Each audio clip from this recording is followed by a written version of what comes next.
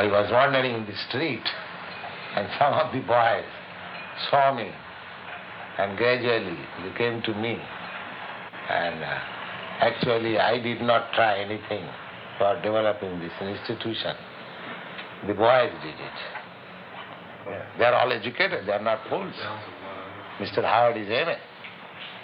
He is also BA. He is doctor, PhD, so they are all educated. So they are not fools that they are taking this blindly, Most of my students, they were under the spell of this LSD, but they are given up everything. They're simply living on this chapati and some fruits and that's all. They don't eat meat, they don't want wine, they don't want cigarette, they don't want tea, coffee, nothing. And they're chanting Hare Krishna, they're following my instruction. So I'm getting good hope.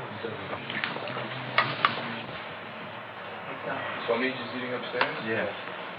Meal is composed of rice and this soup which we call dal, and a combination of vegetables, and the chapati, which is made out of whole wheat.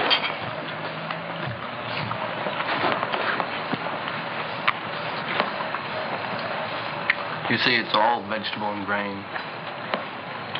Sometimes some fruit. There's fruit in the dal. No meat. No animal product, just egg. This is because in the Gita, Krishna has told us what he wants us to eat, namely fresh fruits and grains, not animal products. And so we have a very delicious meal here. It's very cheap. It goes a long way. It's quite easy to prepare, and we have a lot of fun. Essentially, these are foods that are prescribed according to Orthodox Vaishnavite discipline. So these foods are prescribed, but we don't necessarily prescribe them for everybody. The main thing is no meat, fish, and eggs. No meat, fish, and eggs. Why not? Well, because in the scriptures, it states that certain foods Krishna will accept. So we have to offer our food to Krishna. We have to offer the food that he'll accept. The food that he'll accept is stated as vegetables, fruits, leaves, water. We believe that vegetables have also any life form has a soul, and therefore the murder of a vegetable is not in any way different qualitatively from the murder of an animal. But the thing is that vegetables are our allotment according to Scripture. We can eat certain foods that are given to us to eat by God. If we eat food that's not given to us to eat, that's robbery. Are there any tasks that you have to perform? Well, there's no real task. We're here to learn, and that's what we're doing. And we also we have jobs to perform to keep the organization running, to keep the word of Krishna being spread. How do you do that? Well, we recently purchased a couple of mimeograph machines, and that's helping our printing by word of mouth, by constantly being active. Mm-hmm. Do you work? Yeah, we all work. Yeah. It's just kind of like but you meet here every day, so. Well, I'm devoting all my time here, so I work here all day. Money has to come in also. Some of us work regular jobs and devote most of our money here, if not all. Do you feel any different since you joined? I feel very good. And closer to God. What introduced you to this group? A friend of mine told me about Love Celebration at Compton Square Park, which was last Thursday, or Thursday before last. And I knew I had been seeking a guru for a while. So Krishna sent me there, and I was there. And after meeting some of the initiates, I knew that the Swami really had to be into something. So I came the very next morning, and I've been here since then. I came here in America in September 1965. My mission is to preach the philosophy of Lord Chaitanya, chanting Hare Krishna, Krishna Krishna, Hare Hare, Hare Rama, Rama Rama, Hare Hare. This transcendental vibration will cleanse the dirty things of the mind. It doesn't matter what he is. This transcendental vibration is equally appealing to everyone without any question of language, nationality, creed or caste, because it is coming forth from the depth of the soul. This simple vibration can deliver the people of this age to salvation. Human life is meant for getting out of the threefold miseries of this material existence and forgetting their life's aim. They have become too much materialistic, and the result is that actually they haven't got that peace and of mind or peace of the world which they are anchoring. And if they take to these chanting, transcendental vibration, their mind, the darkness of the mind will be clear, and they can clearly see their actual identity as part and parcel of the Supreme Lord, or Krishna, and dovetailing their activities in that relationship, everything will be sublime. I think how we're different from drunk people also is to realize that God is here and in my heart and all over all the time, but we're realizing this consciously. To know these things consciously, not just to accept it once and then enjoy.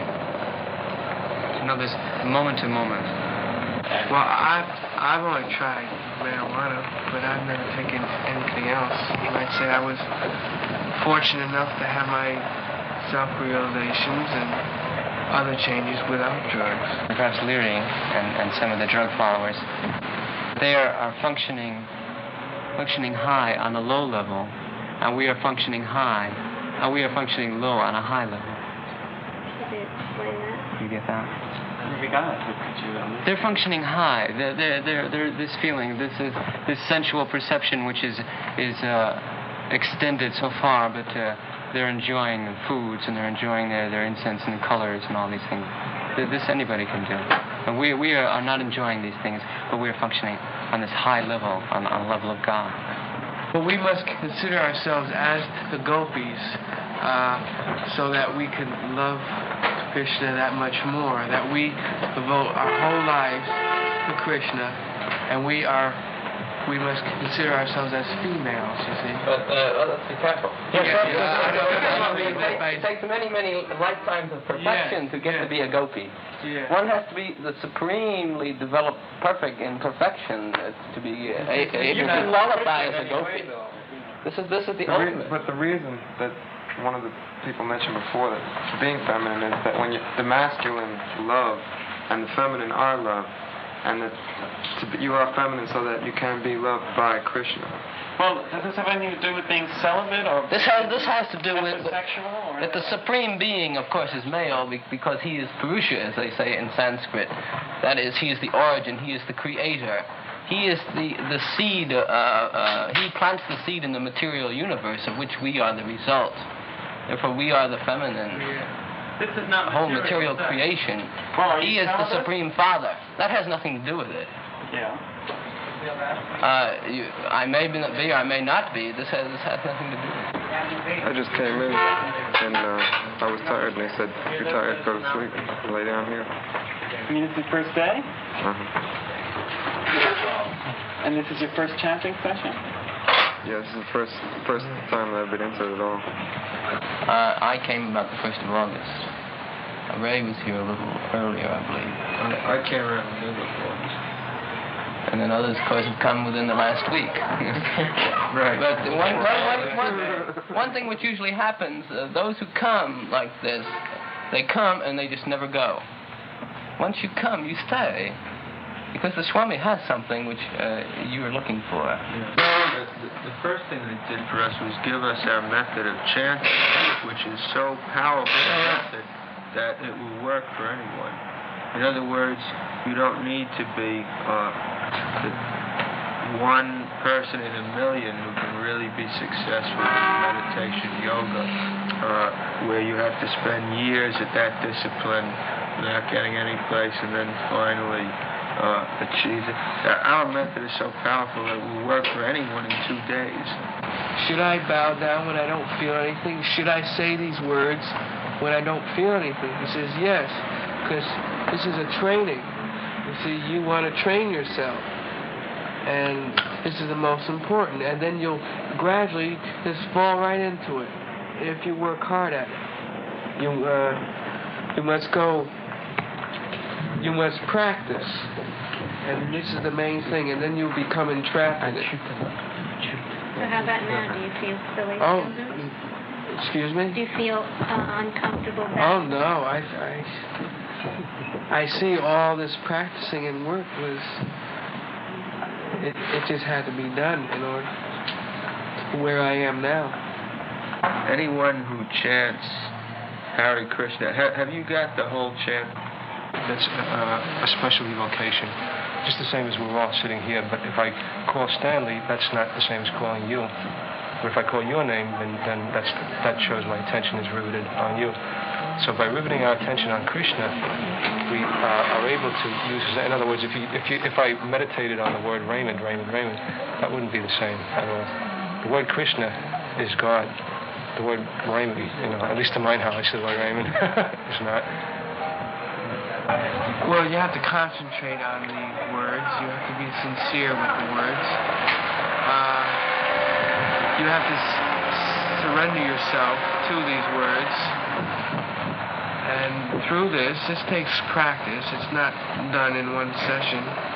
This takes time. It took me maybe 4 sessions before I began to even chant. You see? What happens when you do chant, when you're in it? Well, that's hard to explain. I guess each person has a different reaction, but you just seem to open up. It seems as something flies out of you. It's like a door opens. It slowly opens, so finally it's open, and then you walk into the unknown. But the unknown is beautiful. This unknown. Well, you have every muscle of your body engaged in the exercise.